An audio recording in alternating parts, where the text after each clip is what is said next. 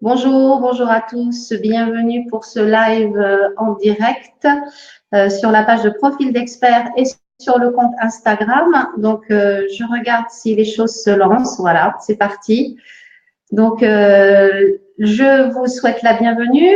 N'hésitez pas à me faire un petit coucou et dire bonjour pour savoir qui est là avec nous. Aujourd'hui, nous allons parler data immobilière. Donc, un- une information importante, savoir où aller trouver notre data et quoi en faire. Bienvenue sur Instagram, bienvenue à Lot Immobilier et à Sanganileg. Bonjour à Christian aussi qui est là. Sur Instagram, vous n'avez que moi, alors que si vous allez sur Facebook, vous allez aussi voir mon invité, à qui je vais souhaiter la bienvenue tout de suite. Voilà, donc j'introduis Max dans… Voilà, bonjour Max, tu es en ligne parce que je Bonjour. sais que tu as le son, mais pas forcément la vidéo. Donc voilà, bienvenue. On est là aujourd'hui pour parler data. Alors, je regarde déjà qui est là avec nous. Nous avons Sébastien qui te dit bonjour. Nous avons Alexandre Cordani qui est avec nous. Voilà, donc bonjour Alexandre. Bienvenue à tous les deux. Je vois qu'il y a d'autres personnes qui nous regardent, donc n'hésitez pas à nous faire un coucou. On aime bien savoir qui est là avec nous et qui participe. Alors, ce que je voulais dire, c'est qu'avec la nouvelle version de BeLive que j'ai là, je peux, si quelqu'un me pose une question directement et être en visuel, je peux lui donner la parole directement par la vidéo aussi. Il suffit de me le dire et je partage le lien pour qu'il soit avec nous. On peut être jusqu'à 4 personnes en même temps maintenant avec BeLive. Voilà. Ceci étant dit, Max, on va parler data. Et pour faire la promotion hier soir encore, j'ai mis comme annonce sur Facebook, l'agent immobilier idéal est une femme. Et j'ai vu que tu m'avais dit ça parce que tu l'avais constaté avec la data. Ouais, effectivement, et ça m'a valu pas mal de messages d'ailleurs. Oui, bah, je viens de croire parce qu'il y avait de la réaction hier soir en disant yo, super, bien sûr. Moi je donne un chiffre, d'accord. Enfin, je donne des chiffres. Après, l'explication, elle est à trouver sur différents temps. Mais premièrement, il y a 80% des Français trouvent qu'elles prennent davantage le temps nécessaire d'écouter, d'accord. Donc de conseiller et de proposer un bien qui correspond mieux à la demande. Ensuite, il y a 78% qui affirment qu'une femme trouve plus facilement le bien immobilier. Et enfin, il y a 60% qui estiment qu'une femme, elle montre plus largement tout le potentiel d'un bien immobilier, contre 40% pour les hommes. Donc, il y a une forte tendance à ce que une femme soit plus efficace du point de vue des acquéreurs, et c'est ce qui compte par rapport à un homme. Voilà, ce sont des pourcentages, ce sont des statistiques, c'est de la data. Voilà, donc c'est de la data et on est là pour en parler ce matin. Et justement, un des posts précédents que tu avais mis, parce que tu es beaucoup sur LinkedIn, hein, donc c'est là, par ce biais-là que l'on s'est vu. Tu dis que la data, c'est une aide auprès de l'agent immobilier dans son rôle de conseil et que la data est nécessaire à une meilleure compréhension et une meilleure analyse de ses clients. Donc, Ouais. pour ça, il faut donc analyser. Donc, ma question est, quand tu es agent immobilier et que tu veux trouver ta data pour analyser un petit peu comment tu travailles, ce que tu fais, tu fais comment? Pratiquement parlant. Je voudrais que tu me répondes à cette question-là. La data, tu vas la chercher où et t'en fais quoi? D'accord, ok. Bon, alors pour un agent immobilier, la data, c'est toutes les informations nécessaires de son client qu'il a rentré ou qu'il va rentrer dans son CRM. D'accord, l'information essentielle, elle est là. Simplement, c'est une data qui s'oublie en moins de 24 heures, moins de 48 heures, elle est déjà oubliée cette data. Parce que ils sont noyés dans une masse de travail, soit ils vont en visite, soit ils ont un mandat à remplir, ils ont des photos à aller prendre, ils ont un client qui il y a 2 semaines les a appelés, donc ils zappent, d'accord? Mais l'information essentielle et les données, ce qu'on appelle data, mais ce sont des données, elles sont concentrées pour l'agent immobilier dans son CRM. Mais pour augmenter son acquisition de prospects, il doit savoir déjà plusieurs choses. Qui sont ses prospects, ce qu'ils veulent, dans quel délai et sous quelles conditions. Avec ces 3 questions, il va établir un profil, des personas, d'accord. Il va voir quels sont les profils qui ont été intéressés, je sais pas, sur le dernier mois. Et il va pouvoir donner une priorité à toutes ces actions.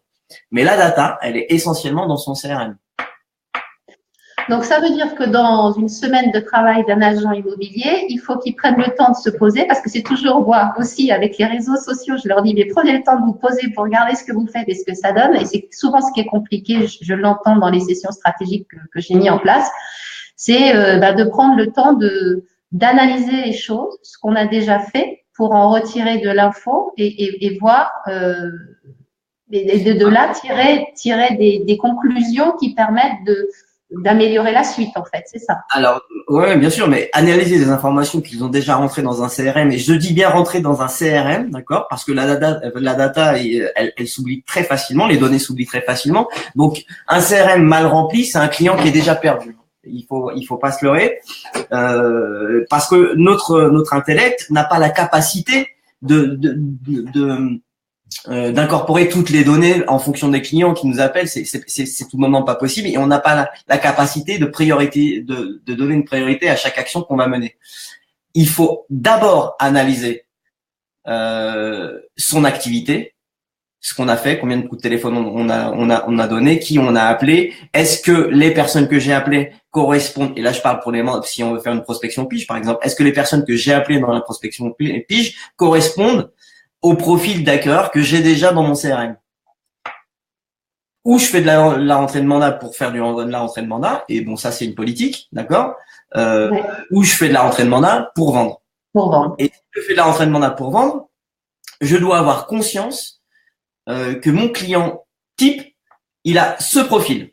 D'accord. J'ai eu 30 appels, j'ai 20 personnes qui correspondent et parce que j'ai établi mon profil précédemment et qui correspondent à telle et telle recherche. Donc je vais axer ma pige immobilière sur ça, sur ces recherches. Il faut prendre le temps d'analyser. C'est important d'analyser. D'ailleurs, il faut d'abord analyser tout ce qu'on a fait avant et ensuite mettre un plan, une stratégie commerciale en marche. Ouais. Donc, le temps de l'exploitation de la donnée, elle est importante.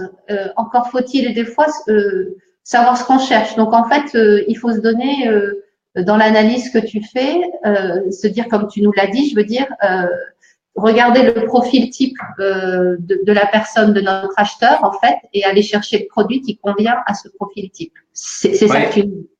Bien sûr, mais dans l'historique de son activité, un agent immobilier, il doit savoir le nombre de contacts dont il a besoin pour convertir un prospect.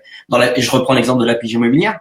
Une pige immobilière, si j'ai je sais pas 10 appartements qui correspondent et j'ai fait les 10 appels, combien j'en ai converti, c'est important. Il faut qu'il sache le délai moyen entre 2 projets immobiliers, entre ces 2 ventes, d'accord, c'est important aussi. Le volume de pages web et des annonces visualisées par ses internautes, eh ben ça, faut qu'il le sache aussi. Faut qu'il regarde sur, je sais pas, il y a plein de systèmes. Il y a Google Analytics. Combien de personnes ont visité mon site web cette semaine, ce dernier mois? Qu'est-ce qu'ils ont vu en priorité? Et tout ça, ça va l'aider à établir son profil type de client. Ouais. Tu disais aussi que l'expérience client, elle est importante. Donc, l'analyse des datas, elle fait… J'ai pas dit l'expérience client est importante. Non. J'ai dit l'expérience cliente, elle est primordiale. Elle était importante il y a 2 ans, elle est primordiale aujourd'hui. On peut plus jouer sur les mots. Je veux dire, l'agence immobilière ou l'agent immobilier ou le mandataire immobilier, il est axé sur la prise de mandat. D'accord? Une prise de mandat, c'est aller voir un vendeur. Un vendeur, il a besoin, comme un acquéreur, d'une expérience client. Donc, si je vais voir un vendeur et je lui dis, écoutez, on est les meilleurs du monde parce qu'on est telle et telle et telle chose, il va dire, ok, mais moi j'ai 50 appels par jour. Qu'est-ce que vous proposez? Quel est le plan marketing que vous faites? Est-ce que vous allez me faire un lancement de produit? C'est-à-dire, l'expérience client, là, elle rentre directement sur le mandat. Et après, du côté acheteur, L'acheteur, à 90%, il va passer par Internet. Donc, il va voir votre annonce qui est passée sur ce loger. Si vous lui proposez des annonces avec votre appareil photo, enfin, avec votre photo, l'iPhone, votre smartphone mal faite, il va vous zapper. Il va pas avoir envie de passer par vous. Je sais pas si tu as vu un post récemment que j'ai fait, mais il y a un algorithme qui est en train de se développer. Alors, il sera pas lancé en France pour le moment, d'accord? Ce qu'on appelle le Shazam de l'immobilier.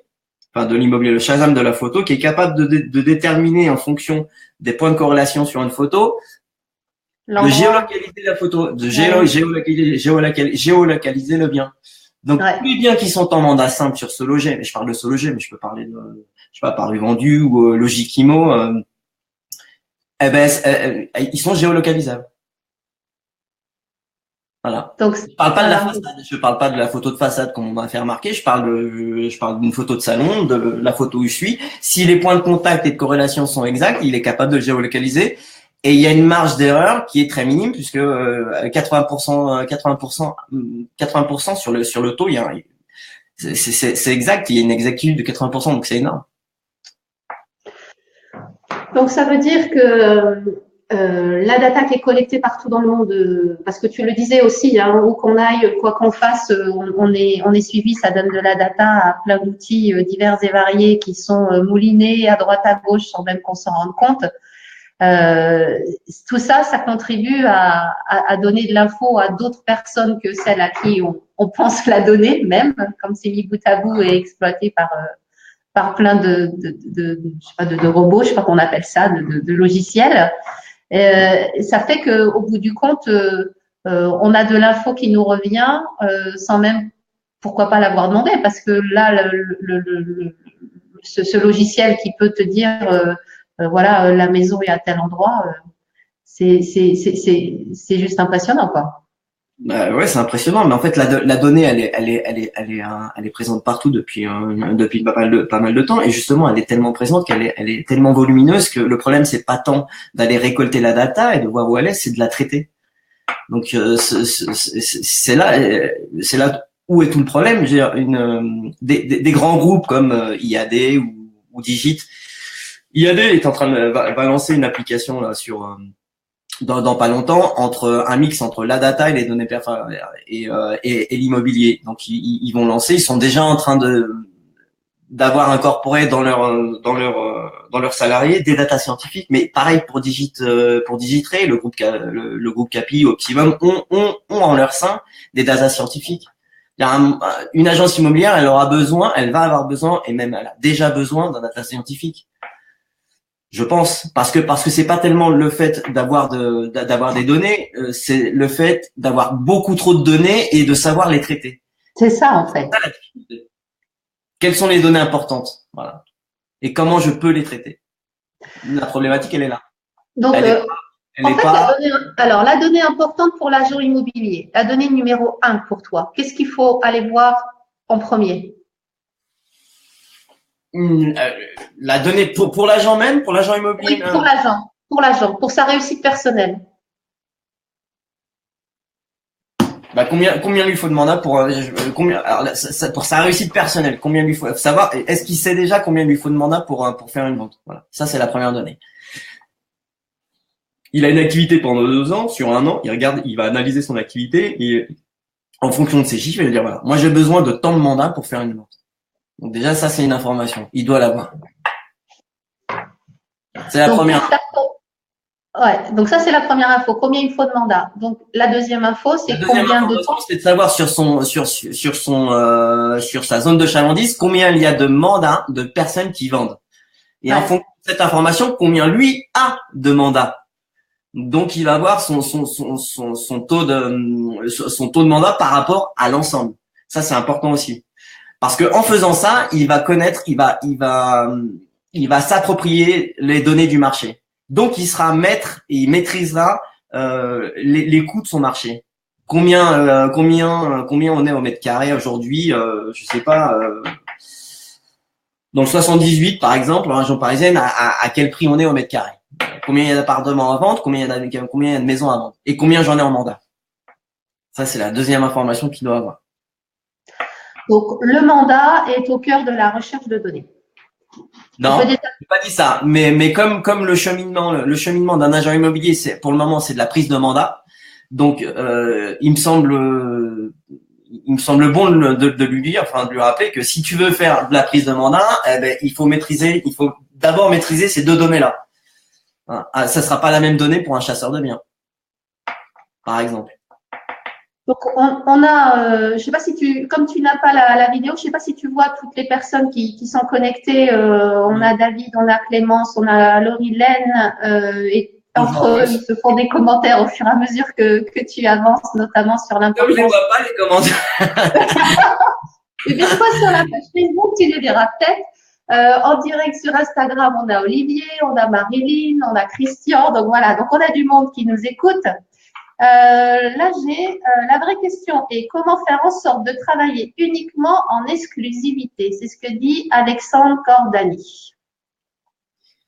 Alors de toute façon, je pense que l'exclusivité, elle va devoir augmenter. Comme, enfin, s'il était là, Alexandre, tout à l'heure, je pense qu'il pose la question par rapport à ça. À partir du moment où tu sais qu'il y a un algorithme disponible pour te dire voilà tel mandat il est là, il faudra travailler en exclusivité ou en intercabinet comme le fait l'application Lissi. Je sais pas si vous connaissez cette application, mais allez la voir, elle est sympa. Oui. Allez voir Rudy. Avoir de l'exclusivité. Alors, avoir une exclusivité, c'est proposer la meilleure expérience client au vendeur. Voilà. Avoir une exclusivité, c'est mettre tous les atouts nécessaires pour pouvoir vendre le bien. C'est vraiment un lancement de produit. Mais c'est pas seulement ça. Il faut avoir la bonne estimation parce que avoir l'exclusivité à 10% au-dessus du prix de mandat et dire à un client, je vais vous le vendre à tel prix et vous allez mettre 6 mois à le vendre, c'est pas productif ni pour lui et surtout pas pour vous. Donc l'exclusivité, effectivement, je pense que c'est le futur. Et effectivement, de toute façon, si l'agent immobilier doit résister, il résistera par le mandat exclusif.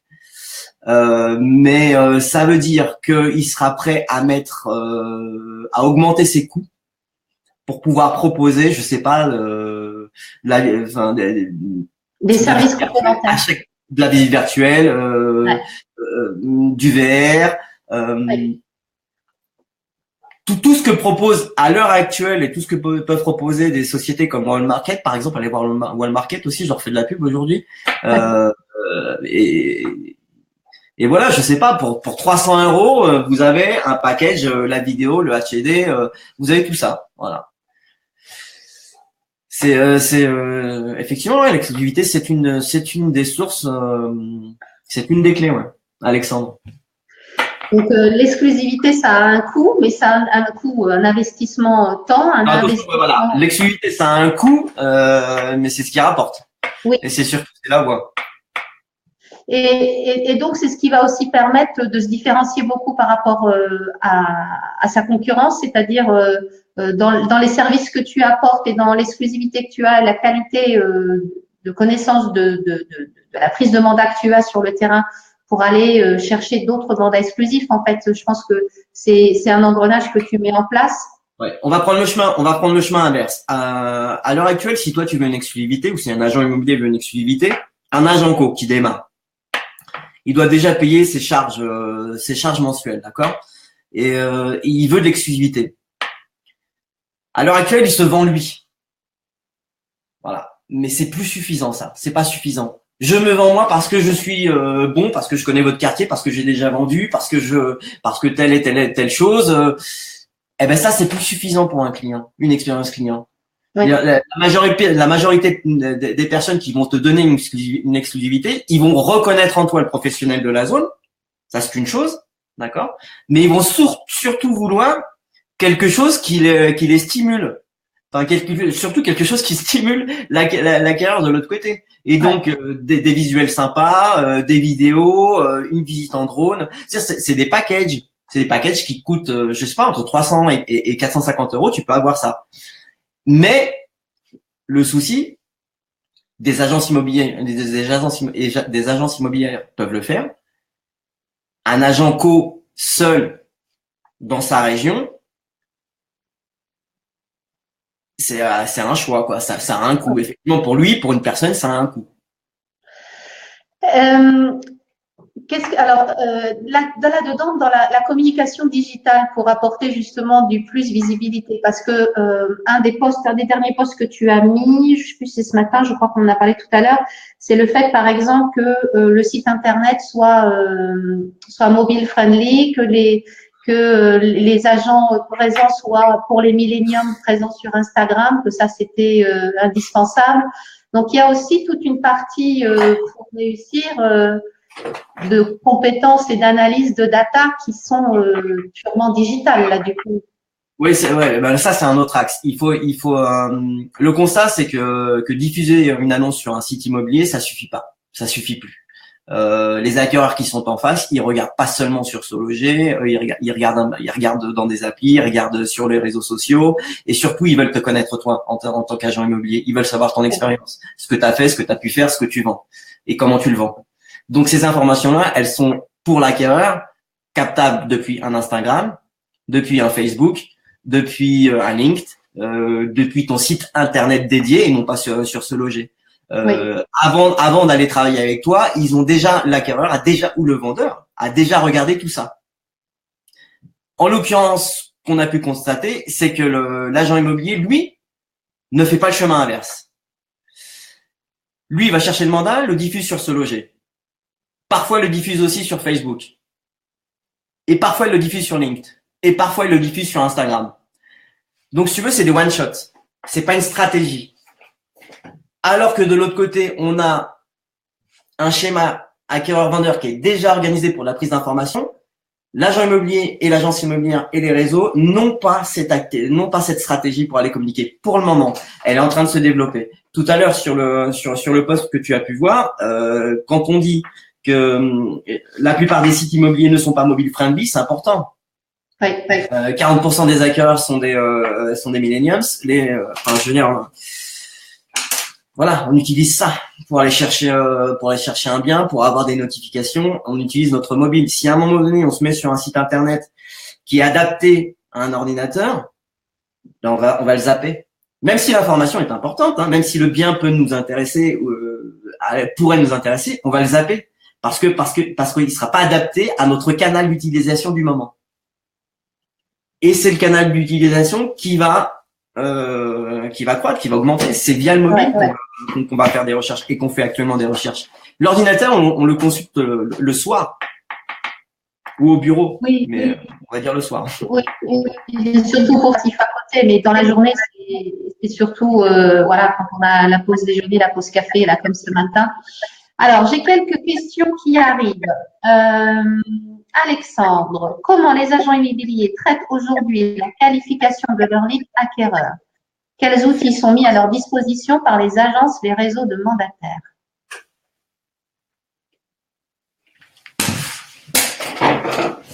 On va, Alexandre, il faut pas attendre que quelqu'un fasse quelque chose pour toi alors que toi tu dois le faire. Voilà, ça c'est la première des choses. Comment on traite ces leads, les données personnelles ou les données de vos prospects, il faut qu'ils rentrent dans un tunnel, d'accord. Et surtout, il faut qu'à chaque point de contact, il soit qualifié. Un coup de téléphone, je le note, il a appelé à telle heure. Un mail, je le note. Un WhatsApp, je le note. Un Snapchat, je le note. Instagram, il est venu visiter, il a liké. Ok, je dois le rappeler. Et tout ça, c'est un canal. Donc, le lead, il doit être qualifié à chaque étape. L'expérience client, elle commence par les points de contact. Et chaque point de contact est important dans l'expérience client. Le client, il veut une relation personnalisée. On est sur des canaux numériques, mais la recherche réelle du client, c'est une personnalisation du rapport. Et la data vous donne ces moyens de personnaliser au mieux ce rapport. Oui, parce que le client, on peut lui dire, j'ai vu que vous avez liké, j'ai vu que vous êtes venu à nous par l'annonce sur tel endroit. Ça peut dire aussi au départ qu'on l'a repéré, qu'on l'a vu. Et du coup, non. Un like, c'est un engagement. Un commentaire, c'est un peu plus d'engagement, mais un like sur vos photos, c'est un engagement. Mais pour ça, il faudrait que les agents immobiliers commencent déjà à avoir un Instagram, par exemple. Il faut communiquer là où sont vos acquéreurs. D'accord? Et la plupart des acquéreurs ont un compte Instagram. Et la plupart des vendeurs ont un compte Instagram. Facebook est un très bon moyen pour faire la pige immobilière. La barre de recherche Facebook, vous mettez vos biens, je sais pas, un code postal et vous tapez le mot vendre ou acheter et vous allez voir que vous allez avoir une liste de personnes qui sont en train de vendre ou d'acheter. D'accord? Il y a des leads qui sont déjà qualifiés sur Facebook. Je l'ai fait il y a peu de temps sur Libourne pour voir à peu près les agents immobiliers du coin s'il y avait des choses. Et en fait, on se retrouvait sur la banlieue de Bordeaux, mais il n'y en avait pas localement à Libourne, par exemple. Donc, c'est vrai que c'est important déjà de ne pas copier-coller, je dirais, l'annonce que l'on met sur son portail directement sur Facebook. C'est très important parce que quand tu mets une annonce sur Se Loger, la personne le regarde. D'ailleurs, on va plus regarder la photo que ce qui est écrit. Hein. Ça, c'est un fait. Ne communiquez pas avec les mêmes textes sur LinkedIn que sur Facebook, que sur Insta. Il y a des hashtags. Les hashtags sont faits pour créer et générer du trafic. Donc, le mode de communication et le mode d'écriture n'est pas les mêmes. Donc, il faut adapter sa communication au support, ça c'est important. Et puis surtout, donner de l'info. Combien de fois aussi je vois, et je le dis souvent, sur Facebook ou sur les autres supports, il n'y a pas forcément le numéro de téléphone ou le lieu. Alors, des fois, même pas le lieu où est le bien, et des fois, il n'y a pas le numéro de téléphone de l'agent. Donc, ça commence aussi par ça, pour que votre client ait une bonne expérience et que vous soyez joignable facilement. C'est-à-dire que s'il veut un message privé, il peut le faire, mais s'il veut prendre le téléphone, il peut le faire aussi.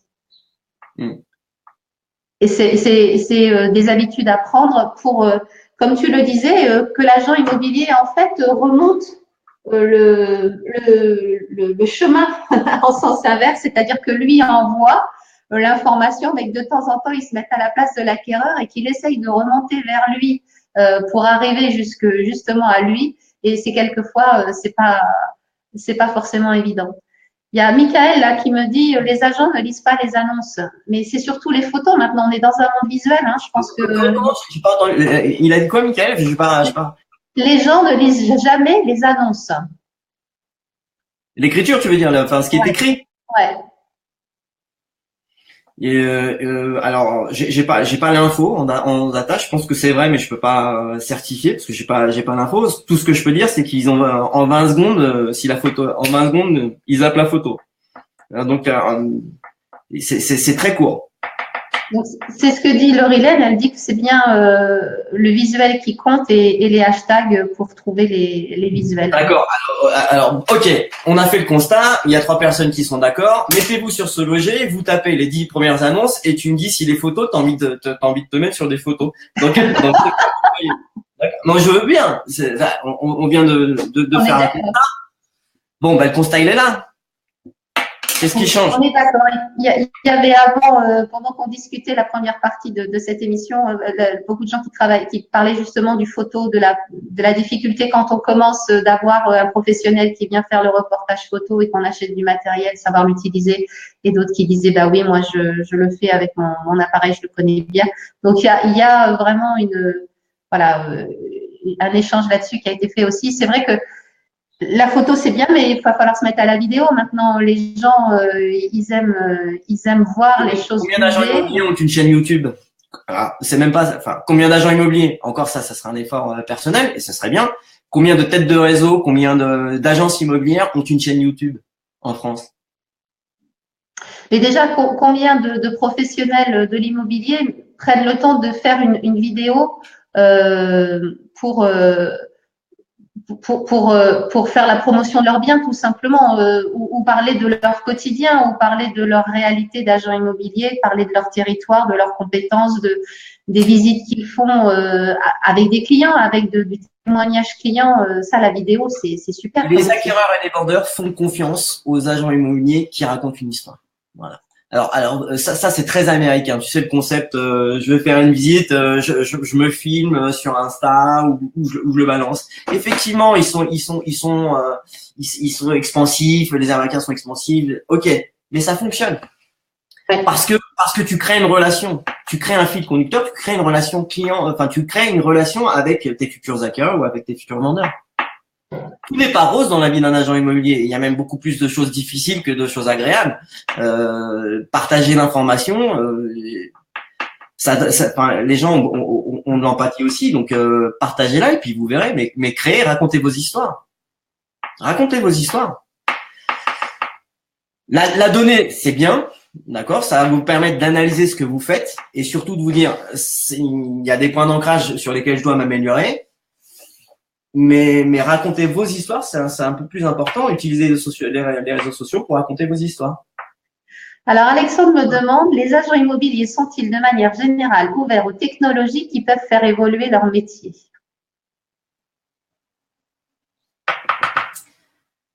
Si c'était le cas en 2018, on ne poserait même pas. Non, ce serait pas là. Enfin, Alexandre, non. Bon, il y a Sébastien Tedesco qui répond non. Donc, voilà. Voilà. On a une réponse de Sébastien qui plaît. Qu'on se pose encore la question en 2018, c'est aberrant. Voilà. C'est aberrant, non pas parce que c'est un fait établi, non, pas du tout. C'est aberrant parce que la majorité des acquéreurs ou des vendeurs, eux, sont déjà sur le net et eux sont déjà sur les réseaux sociaux. Donc, ce qui est encore plus aberrant, c'est qu'à titre personnel, les agents immobiliers sont sur les réseaux sociaux. Oui.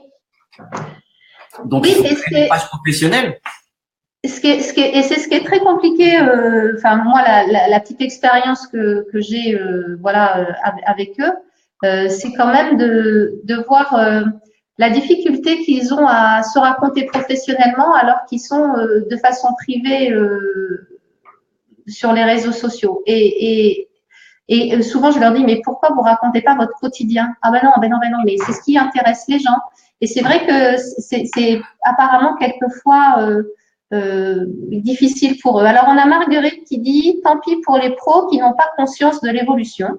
Marguerite Lust qui nous dit ça. Il y a Michael qui dit, alors moi, je ne vois pas comment on peut s'en passer des réseaux sociaux. Donc, on a avec nous là ce matin des gens qui sont déjà présents. Ouais, ce sont des gens qui sont déjà connectés, qu'on a sur nos réseaux, sur nos différents réseaux. Donc, eux ont déjà l'information. Les réseaux sociaux, c'est essentiel dans une démarche d'accroissement de la notoriété locale. C'est pas de la notoriété nationale, là, c'est juste de la notoriété locale. Oui. Où je suis, ce que je fais pendant mes journées, et voilà ce que j'ai en mandat. Et les acquéreurs qui sont autour. Alors, on a Olivier qui dit, l'agent immobilier a besoin d'être accompagné, ce n'est pas encore le cœur de métier. Et c'est vrai qu'on se rend compte qu'ils ont, c'est l'ICI, hein, c'est Olivier de l'ICI qui dit ça, l'agent immobilier a besoin d'être accompagné, ce n'est pas encore le cœur de métier. Et c'est vrai qu'on se rend compte aujourd'hui que c'est, quand moi je les ai au bout du fil, hein, que voilà, ça fait pas partie des formations qui leur est proposé quand ils intègrent une enseigne. Voilà, c'est pas encore la digitalisation, la communication de l'agent ne fait pas partie forcément des priorités des enseignes lorsqu'elles intègrent des nouvelles personnes. Facebook, c'est 41 millions d'utilisateurs mensuels. YouTube, c'est 37 millions. Twitter, c'est 20 millions, 21. Instagram, c'est 20. Ce qu'on peut dire peut-être à celui qui veut se lancer, c'est que il choisit peut-être le support sur lequel il est le plus à l'aise, mais au moins il a déjà la différence d'y être par rapport à beaucoup qui n'y sont pas. Ce serait déjà ça. Mais en fait, c'est un choix. Tu peux pas communiquer sur tous les réseaux parce que sinon tu prendrais effectivement. Quoique, c'est une question d'organisation. Tu te dis, je me bloque toutes les semaines, je me bloque une journée et je fais mon Twitter, mon Instagram, mon Facebook et là tu regardes, d'accord. Tu t'établis une stratégie marketing en fonction de chaque réseau social. Et donc ça c'est jouable, mais ça prend du temps. Effectivement, ça prend du temps. Mais faire de la pige immobilière, ça prend du temps aussi. Ouais. Et la prospection digitale, ça marche bien. Hein. Moi, je sais que j'en accompagne certains et ça donne des résultats intéressants. Et c'est vrai que voilà, c'est complémentaire de ce qu'on peut faire en live, je dirais, dans la réalité et avoir une vraie démarche digitale. Il y a Marguerite qui dit qu'en effet, parce qu'il y a Lucie disait que des fois à Rennes, on se perd dans les propositions qui sont faites par rapport aux aides possibles pour les agents immobiliers. Et Marguerite qui dit que oui, qu'il y a beaucoup de propositions et qu'elles coûtent encore cher. Est-ce que la publicité sur Facebook peut être un bon moyen de se différencier, demande Alexandre Cordani. Je sais pas. Est-ce que alors la question c'est est-ce que vos clients sont, Alexandre, est-ce que tes clients sont plus sur Facebook ou sur Instagram ou sur LinkedIn? Donc ça c'est toi qui as la réponse. Là encore, c'est de la data. Comment? Et là encore, c'est de la data, c'est d'aller voir, poser la question. C'est aller voir ses statistiques. Moi, ce que je commence par dire aux clients, c'est, à mes clients qui sont agents immobiliers, j'ai commencé par demander aux personnes que vous connaissez qui font partie de votre réseau où ils sont. S'ils sont plus sur Facebook, sur Instagram, sur LinkedIn, posez-leur la question parce que c'est comme ça que vous allez aussi savoir, invitez-les lorsque vous avez un contact ou quelqu'un vous donne sa carte de visite. Eh ben, recherchez, invitez-les sur Facebook s'ils sont sur Facebook, sur Insta s'ils sont sur Insta et sur LinkedIn s'ils sont sur LinkedIn. Et voilà, ça permet de… Après, vu la modification de l'algo sur Facebook, sur le fil d'actualité, je sais pas, il faudrait étudier. On n'a pas encore le recul nécessaire, mais bon, les annonceurs pour le moment sur Facebook, ils sont un peu désavantagés. Pour parler de Facebook, non, c'était sur Facebook. Dis-moi. Comment? Non, dis-moi. Bah, je disais qu'on arrivait à 36 minutes d'échange. Alors voilà, je sais pas s'il y a d'autres questions qui nous sont posées, les dernières questions là par Alexandre. Ce qui est sûr, c'est que les agents immobiliers doivent s'y mettre. Ils n'ont pas le choix. C'est ce qu'on peut dire. L'analyse de leur data, avoir une approche de leurs clients.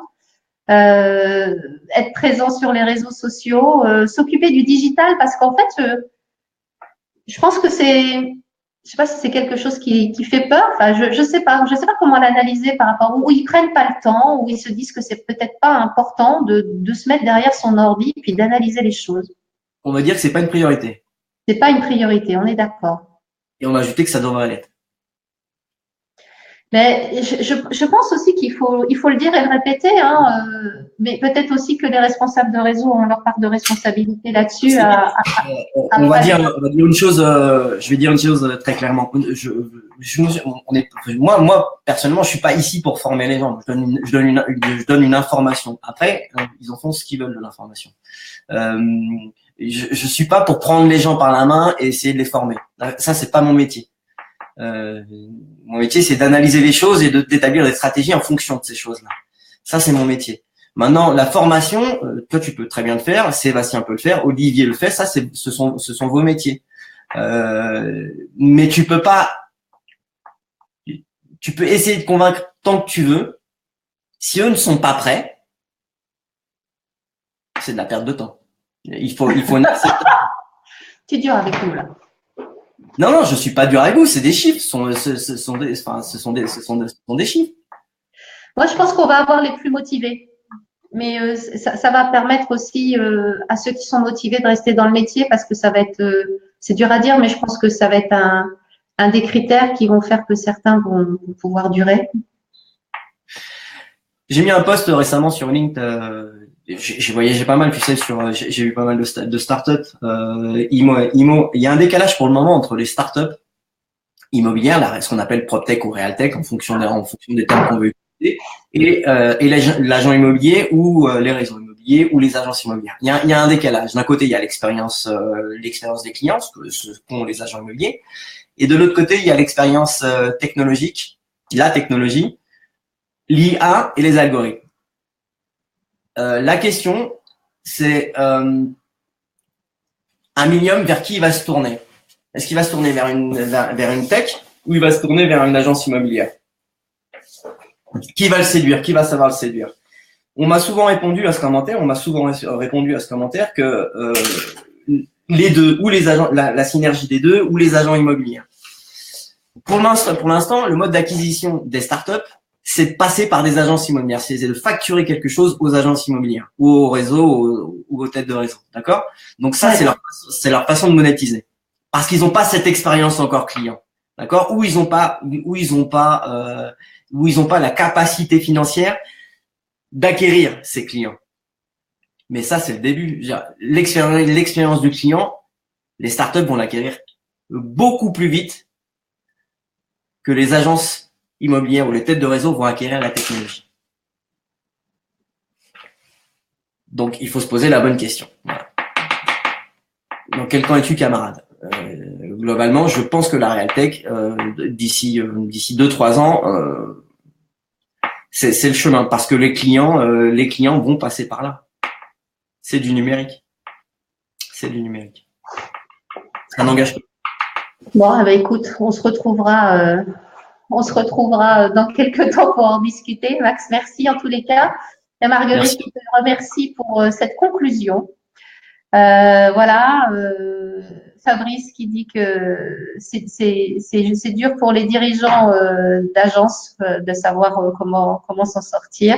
Michael, Alors attends, on va leur donner une solution. Aux dirigeants d'agence, on va leur donner une solution, mais très rapide. Regardez toutes les informations que vous avez dans votre CRM. Si vous devez y passer la semaine, passez-y la semaine. Vous allez voir à quel taux ces informations sont remplies, d'accord, si cette fiche est bien remplie ou pas, et enlevez tout ce qui n'est pas rempli. Épurez toute votre data et concentrez-vous sur la data qui est remplie à 100% sur ces fiches clients qui sont remplies à 100%. Ça, voilà. C'est déjà un... Si vous devez embaucher un data scientifique qui sort d'une école, faites-le. Ça portera de toute façon ses fruits pour mieux connaître où vous en êtes et où vous devez aller surtout. C'est surtout où vous devez aller. C'est un investissement. Il faut le prendre comme ça. Je pense que c'est une des problématiques par rapport aux responsables d'agence, c'est qu'ils ne prennent pas forcément le digital ou l'analyse comme un investissement, alors que c'en est un. Pour ça, il faut qu'ils calculent le roi, déjà. Et puis après, ils voient si c'est effectivement un investissement ou pas. Il y a très peu de sites internet qui ont évolué ou qui ont changé. C'est un problème de coût, encore une fois, c'est un problème de coût. Je peux le comprendre, c'est tout à fait normal, mais ça peut rapporter, quoi. Voilà. Bon, ce sera le mot de la fin. Merci Max. Merci beaucoup. Merci à vous. D'avoir été disponible ce matin. Je te dis à bientôt. À bientôt. Et puis moi, je vous souhaite une bonne semaine. Vous dire qu'on se retrouve la semaine prochaine avec Mélissa de Arthur Insight qui va venir nous présenter la solution qu'elle propose aux agents immobiliers pour pouvoir mieux gérer vos réseaux sociaux. Voilà, on est en train de monter un partenariat ensemble, donc voilà, on va vous en parler. Et puis, vous proposez d'ici la semaine prochaine, si vous le voulez, vous inscrire à une session stratégique gratuite, si ça vous tente, pour qu'on discute justement de votre façon de gérer vos réseaux sociaux, quelle stratégie vous mettez en place, comment vous faites pour gérer tout ça. Et voilà, il faut y passer du temps, il faut se former, c'est important. Donc, je vous mets le lien dans le chat, là, voilà, hop, comment. Et je serai ravie cette semaine de passer un moment avec vous pour discuter de votre façon de gérer les réseaux sociaux. Voilà, je vous souhaite une bonne semaine. Merci encore à Max et puis à très vite. Bye bye.